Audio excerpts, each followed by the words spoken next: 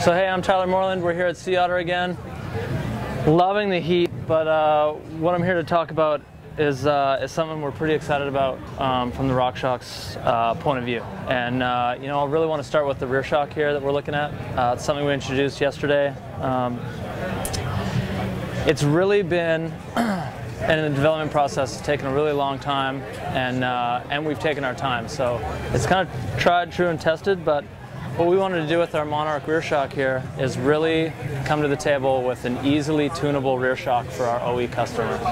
So most of our sales are OE driven, so that's your big bicycle manufacturers. What we wanted to do is offer a rear shock that's really tunable and has some great features for you guys. So what we've done is actually made it about 5 times more tunable. So we've really segregated out rebound and the compression settings and the tunability on the inside. What that means for you is, really, to break it down, is we're going to have a firmer lock, we're going to have a more open setting, and we're going to have this amazing mid kind of platform gape setting that's really trail oriented and a real pedal efficiency mode. So as you can see on this, we've really made this easy lever, and I know it's hard for you to see here, but once you start to play with it, it is easy to use. So you'll have a lock setting, a gate, floodgate control kind of pedal efficiency mode, and an open setting. And this lever actually rotates 360 degrees, and every point at 120 is your setting. And you can go either way, so 360 degrees of rotation. Something really easy to flip on the trail. We've really tried to keep the feel of it, and that goes to kind of front and rear of the RCT front end. Now to the RT3 rear end, really similar. So you're going to feel that balance and that plushness that you've always grown to know and expect from RockShox.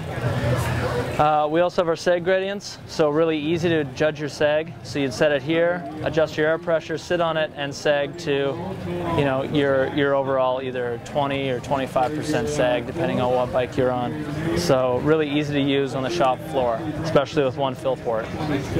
So some of that actually has come from some of the tunability of our front suspension, and the fork we're looking at here is actually not a new model, but definitely something that people are really interested in right now. So it's a 650B chassis, so that translates into a new wheel size, and that's what we're looking at here.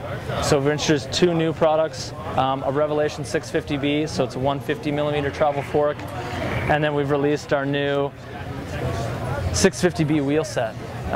Definitely a trend that we see coming, and we want to be ready for. We're not here to promote a wheel size specifically. We just want to be an easy fit for our customers. So when our bigger frame manufacturers, so our OE customer wants a different wheel size, we're totally ready. So we're kind of excited. The 650B wheel platform follows everything to do with our Rise 40, so that's our aluminum wheel, right around the 550 mark. So pretty excited to introduce these.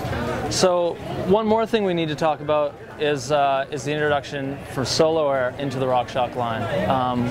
You've obviously had it if you've owned a RockShox Boxer or a Lyric. But what we wanted to do was really make the full line simple at the dealer floor, and that translates into Solo Air. So it's one fill valve at the top, tunability right on the shop floor, so we can pump and forget. So we're really getting away from dual air, just in the sense of an easy tunability. So we've actually done some upgrades in the system to make it really robust and to mimic a coil as closely as possible. So we still need you guys to get there, service your suspension at the dealer, because really that's where really good feeling suspension comes from, a well-serviced fork. If you're going to change the oil in your car, why wouldn't you change it in your fork? So something to think about. Thanks.